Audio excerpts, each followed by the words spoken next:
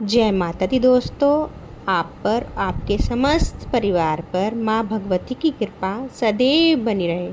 आज की वीडियो में मैं आपसे बात करने वाली हूँ 2025 की शारदीय नवरात्रि के बारे में कि नवरात्रे कब से प्रारंभ होंगे, कब समाप्त होंगे, हमें कलश स्थापना कब करनी है, इस बार नवरात्रे कितने दिन के हैं और माता की सवारी कौन सी है और पूरा पूजा का महत्व, विधि, उपाय ज़रूर बताऊँगी। दोस्तों, जैसे कि आपको पता है कि नवरात्रि में माता के 9 स्वरूपों की पूजा की जाती है। देवी भागवत में कहा गया है माँ दुर्गा पूरे 9 दिनों तक पृथ्वी लोक पर ही रहती है, अपने भक्तों के पास, अपने भक्तों के घर में रहती है, उनकी सारी मनोकामना पूर्ण करती है और 9वीं तिथि पर वह अपने लोक यानी देवी लोक चली जाती है। इसलिए ये पूरे 9 दिन जो होते हैं हमारे लिए बहुत ही महत्वपूर्ण होते हैं। किसी भी प्रकार की मनोकामना हो, जो भक्त सच्चे मन से माता की पूजा अर्चना करता है तो विश्वास करिए माता उसकी सारी इच्छाएं पूर्ण करती हैं। चलिए तो सबसे पहले शुरू करते हैं कि नवरात्रि का प्रारंभ कब से होगा। तो नवरात्रि आश्विन मास की शुक्ल पक्ष की प्रतिपदा तिथि पर प्रारंभ होते हैं। प्रतिपदा तिथि 22 सितंबर को रात्रि 1:23 से शुरू हो रही है और इसका समापन 23 सितंबर को सुबह 2:56 पर हो रहा है। जैसे कि आप सबको पता है सूर्य उदयकालीन तिथि बहुत महत्व करती है, तो इस हिसाब से 22 सितंबर को नवरात्रि प्रारंभ होगी और इस दिन पड़ रहा है सोमवार। तो हम 22 सितंबर को कलश स्थापना के साथ नवरात्रि का प्रारंभ करेंगे। 22 सितंबर को सूर्य उदय का समय है 6:19 पर और सूर्यास्त का समय रहेगा 6:19 पर। और हमें नवरात्रि में ब्रह्म मुहूर्त में उठना चाहिए और स्नान आदि से निर्वृत्त होकर माता की पूजा आराधना में लग जाना चाहिए। तो उस दिन आपका ब्रह्म मुहूर्त का समय रहेगा 4:43 से लेकर 5:31 तक। आप इस समय में स्नान अवश्य कर लें। 22 सितंबर को अभिजीत मुहूर्त का समय रहेगा सुबह के 11:49 से दोपहर के 12:38 तक। आप इस टाइम पे कोई भी शुभ कार्य कर सकते हैं।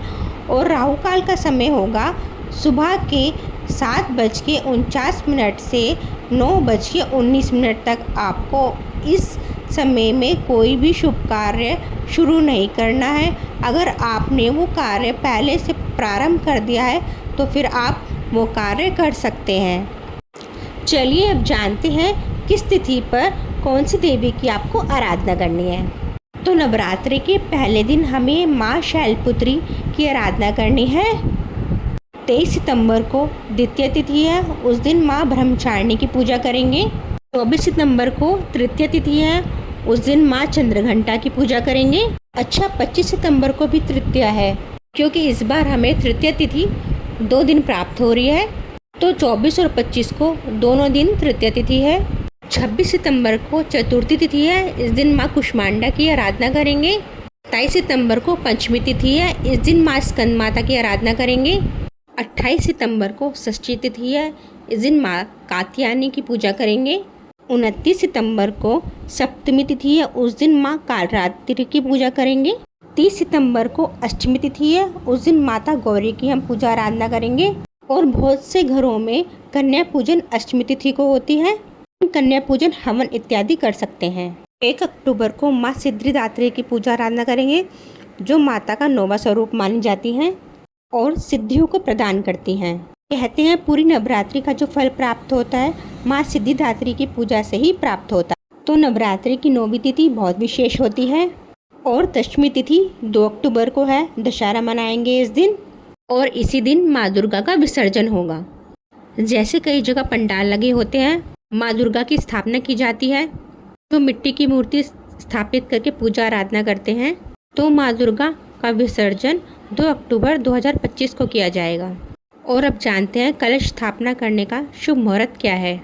देखिए, 22 सितंबर 2025 को हम कलश की स्थापना करेंगे और जो आपको कलश स्थापना करने का शुभ मुहूर्त जो प्राप्त होगा सुबह 6:09 से सुबह 8:06 तक आपको प्राप्त होगा। ये कुल अवधि होगी 1 घंटे 55 मिनट की। इस समय में आप कलश की स्थापना कर सकते हैं। माँ की विधि विधान से पूजा कर सकते हैं। अच्छा, बहुत सारे भक्तों के प्रश्न भी होंगे कि इस समय राहु काल भी रहेगा। देखिए, अगर आप राहु काल से पहले अपनी पूजा शुरू कर देते हैं, जैसे कलश स्थापना 6:09 से है, आप उसी टाइम पे कलश स्थापना और माता की पूजा करना शुरू कर देते हैं तो आपको राहु काल का कोई दोष नहीं लगेगा। राहु काल में कोई भी शुभ काम शुरू नहीं करना है, कि मैंने आपको पहले बताया है। अगर आप पहले से कोई भी कार्य कर रहे हैं तो उसमें राहु काल नहीं माना जाएगा।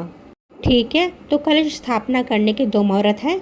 एक सुबह जो मैंने आपको बताया, और दूसरा शुभ मुहूर्त है अभिजीत मुहूर्त, जो कि दोपहर में 11:49 से 12:38 तक रहेगा। इस समय भी आप कलश की स्थापना कर सकते हैं, पूजा कर सकते हैं। ठीक है, और हाँ, इस बार माता रानी हाथी की सवारी करके आएंगी। जैसा कि शास्त्रों में वर्णित है कि जब माँ स्वर्गलोक से पृथ्वी लोक पर आती है, वह अपनी सवारी बदलती है, क्योंकि नॉर्मली माता की सवारी सिंह होता है और हाथी को सुख समृद्धि का प्रतीक माना जाता है, ज्ञान का प्रतीक माना जाता है। बार की नवरात्रि में हर प्रकार की मनोकामना पूर्ण करने के लिए माँ दुर्गा खुशहाली और सुख समृद्धि लेकर आ रही हैं। आप 9 दिन माता के 9 स्वरूपों की पूजा करते हैं तो आपकी हर प्रकार की मनोकामना माँ पूर्ण करती हैं। और फिर 9वीं तिथि के दिन माता के 9वें स्वरूप माँ सिद्धिदायत्री की पूजा करके हर प्रकार की सिद्धियाँ प्राप्त हो जाती हैं। अभी हम व्रत पूजा पाठ करते हैं, सब माँ दुर्गा को समर्पित करते हैं और उनसे प्रार्थना करते हैं कि 9 दिनों में जाने अनजाने में हमसे कोई भी भूल चूक हुई हो, हे माँ दुर्गा, हे जगत जननी, हे जगत की पालनहार, हे जगदम्बा, हमें क्षमा करके हम पे कृपा करें, हमें शुभ फल प्रदान करें। इस प्रकार से उनसे प्रार्थना करके 9वीं के दिन माँ दुर्गा की पूजा का समापन होता है। इसकी स्थापना कैसे करनी है, इसकी जानकारी आपको आने वाली वीडियो में मिल जाएगी। इसके अलावा प्रतिदिन की पूजा विधि, जैसे हर दिन माता के अलग अलग स्वरूपों की पूजा हम किस प्रकार से करते हैं, किस रंग के वस्त्र धारण करके माँ की पूजा करें, कौन सा भोग लगाएं, कौन सा पुष्प माँ को अर्पित करें, ये सारी जानकारी आपको आने वाली वीडियो में मिल जाएगी। तो मिलती हूँ मैं आपसे अगली वीडियो में, तब तक के लिए जय श्री राधे।